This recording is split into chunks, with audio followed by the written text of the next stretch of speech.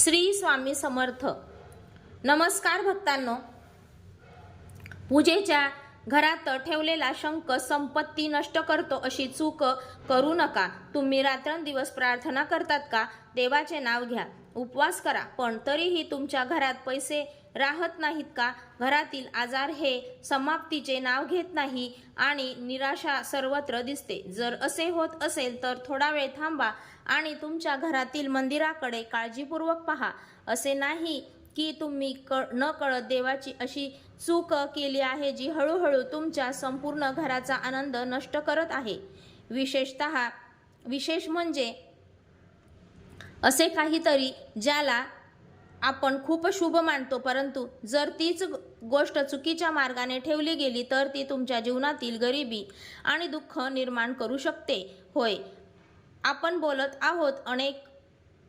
अनेकदा आपण सर्वजण असे विचार करतो की मंदिरात शंख ठेवणे खूप शुभ आहे आणि जेथे शंख आहे तेथे माता लक्ष्मीचे निवासस्थान आहे. पण तुम्ही कधी विचार केला आहे का की प्रत्येक शंख शुभ नसतो? आणि असे काही शंख असतात जे तुमच्या घराची शांतता हिरावून घेऊ शकतात.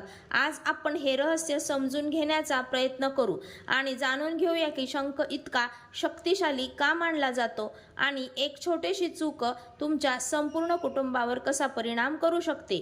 त्यामुळे सर्वप्रथम महाराजांना समजते की शंख इतका पवित्र का मानला गेला आहे. आपल्या धार्मिक ग्रंथानुसार जेव्हा देव आणि राक्षसांनी एकत्र येऊन समुद्र मंथन केले होते तेव्हा त्यातून अनेक मौल्यवान रत्ने बाहेर आली आणि त्यातून एक शंख होता आणि त्या समुद्र मंथनातून माता लक्ष्मीची प्रकट झाली. म्हणूनच शंख हा माता लक्ष्मीशी संबंधित मानला जातो आणि असे म्हटले जाते की जिथे शंख असतो तिथे सकारात्मक ऊर्जा आपोआप येऊ लागते. घरात सुख, शांती, समृद्धी वाढते आणि नकारात्मक ऊर्जा दूर होईल. पण इथे माझी सर्वात मोठी ही चूक झाली, कारण आमचा हा विश्वास आहे की कोणतेही शंख आणणे आणि ते मंदिरात ठेवणे पुरेसे आहे आणि आपल्याला हे समजत नाही की शंख देखील वेगवेगळ्या प्रकारचे असतात आणि प्रत्येक शंखाचा प्रभाव वेगळा असतो. त्यातील काही अत्यंत पवित्र आहेत तर काही असे आहेत ज्यांना घरी ठेवणे योग्य मानले जात नाही आणि जर चुकीचा शंख तुमच्या घरात शिरला तर तो हळूहळू तुमच्या घराची सकारात्मक ऊर्जा कमी करू लागतो आणि तुम्हाला ते माहीतही नसेल तर महाराज सर्व तपशिलांशी व्हिडिओच्या शेवटपर्यंत संपर्कात राहा. जर तुम्हाला ही माहिती योग्य वाटली तर व्हिडिओला पसंती द्या, चॅनलची सदस्य व्हा आणि टिप्पणी बॉक्समध्ये ओम नमः शिवाय किंवा हर हर महादेव नक्कीच लिहा.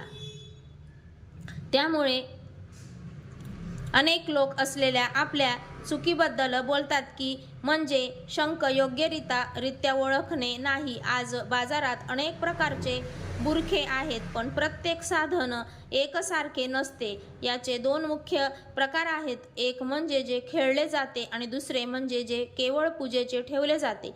आपण उडवतो तो शंख आवाज निर्माण करण्यासाठी असतो आणि विशेष प्रकारचा शंख पूजेशी ठेवला जातो आणि उडवला जात नाही.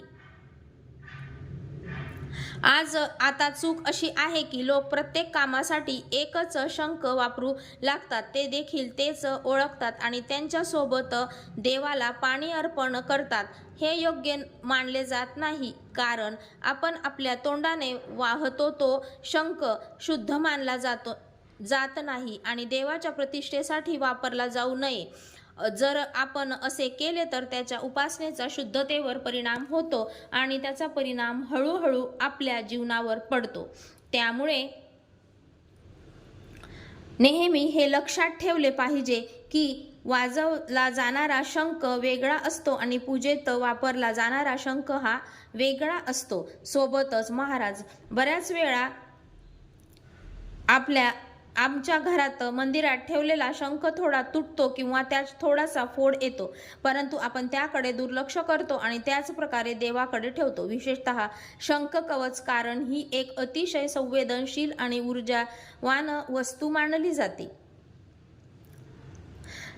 भक्तांनो, तुटलेला शंख घराची सकारात्मक ऊर्जा कमी करतो आणि हळूहळू घरात कलह वाढू लागतो. छोट्या गोष्टींवरून वाद होईल आणि मनात अस्वस्थता असेल असेही म्हटले जाते की तुटलेल्या शंखामुळे घरात दरी निर्माण होते, म्हणजे नात्यात अंतर असते आणि कुटुंबातील सदस्यांमध्ये मतभेद वाढू लागतात. म्हणून जर आपण तुमच्या घरात असा शंख असेल तर तो ताबडतोब मंदिरातून काढून काही वाहत्या पाण्यात टाकला पाहिजे. आता आपण तिसऱ्या आणि सर्वात महत्त्वाच्या चुकीकडे वळूया, जी खूप सोपी वाटते पण त्याचे परिणाम इतके खोल आहेत की एका व्यक्तीला हे समजत नाही की अचानक त्याच्या आयुष्यात इतक्या समस्या का दिसू लागल्या. बऱ्याचदा असे वाटते की सर्व काही ठीक होईल, घरात शांतता राहील, काम धीम्या गतीने सुरू आहे, पण अचानक गोष्टी बदलतात, उद्योगधंदे बंद होऊ लागतात, कामाच्या ठिकाणी अडचणी येतात, पैसा थांबत नाही आणि घरात एक विचित्र अवस्था आहे. अशा परिस्थितीतील लोक बाह्य कारणे शोधतात.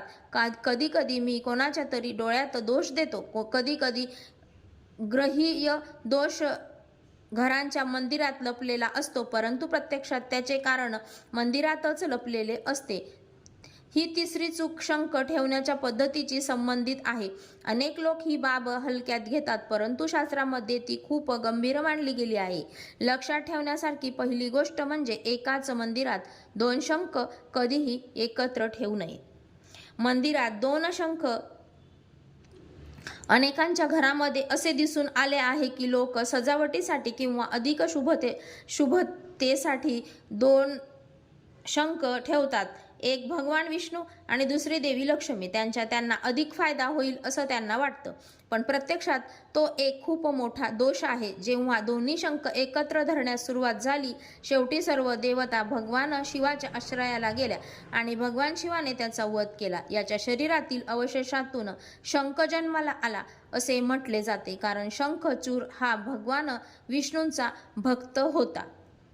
शंख जन्माला म्हणूनच भगवान विष्णूला शंख आवडतो, पण कारण त्याचा वध भगवान शिवाने केला होता, त्यामुळे शिवपूजेत शंख वापरला जात नाही. मृत्यू हा देवाला प्रिय आहे, म्हणून जर एखादी व्यक्ती भगवान शिवाला शंखाने पाणी अर्पण करत असेल तर शास्त्रामध्ये ते योग्य मानले जात नाही आणि ते उपासनेच्या शुद्धतेविरुद्ध मानले जाते. आता शंख कवचाचा योग्य वापर काय हे जाणून घेण्याची वेळ आली आहे. ती कशी ठेवायची, पूजा कशी करायची आणि कोणत्या नियमांचे पालन करायचे. हाच शंख आपल्या जीवनात आनंद, शांतता आणि समृद्धीचे दरवाजे उघडू शकतो. तर भक्तांनो, शंख हा केवळ पूजेचा एक साधा विषय नाही, हे एक माध्यम आहे ज्यामध्ये ध्वनी आणि ऊर्जा ह्या दोन्हींचा अद्भुत संगम आहे. जेव्हा शंख फडकवला जातो तेव्हा त्यातून निघणारा आवाज सामान्य नसतो, हे संपूर्ण वातावरण परिणामी करणारे कंपन निर्माण करते. असे म्हटले जाते की शंखाच्या आवाजाच्या आत ओमचा आवाज लपलेला असतो आणि ओम हा संपूर्ण विश्वाचा मूळ आवाज मानला जातो. असे म्हटले जाते की हेच कारण आहे की जेव्हा शंख वाजवला जातो तेव्हा घराचे वातावरण लगेच बदलते, मन शांत होते आणि एक वेळ सकारात्मक ऊर्जा अनुभवली जाते. परंतु हा परिणाम तेव्हाच होतो जेव्हा शंख शुद्ध आणि योग्य असतो आणि तो योग्य वेळी आणि योग्य पद्धतीने वाजवला जातो. अनेक लोक नियम न ओळखता कोणत्याही वेळी शंख वाजवतात, परंतु शास्त्रानुसार शंख हा फडकवण्यासाठी देखील एक